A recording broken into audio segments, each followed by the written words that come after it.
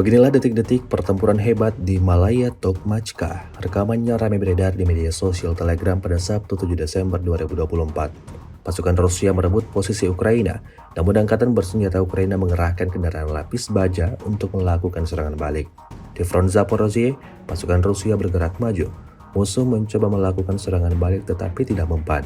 Tindakan terkoordinasi Divisi Senapan Bermotor ke-42 dan Divisi Lintas Udara ke-7 hari ini di front Zaporozhye di daerah Malaya Tokmachka menghancurkan 2 kendaraan tempur infanteri musuh dan lebih dari selusin prajurit angkatan bersenjata Ukraina.